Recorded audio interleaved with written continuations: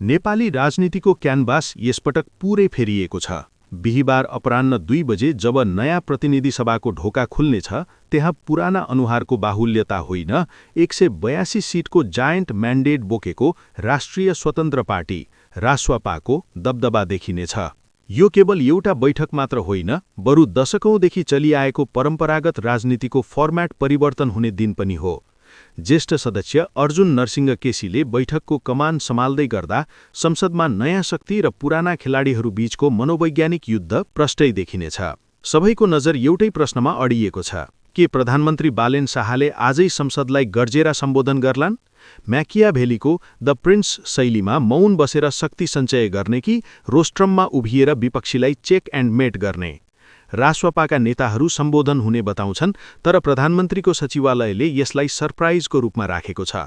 संसदको नियमावलीले उनलाई जुनसुकै बेला बोल्ने अधिकार दिएको छ, तर बालेनको रणनीति सधैँ पूर्वानुमानभन्दा बाहिर हुने गर्छ।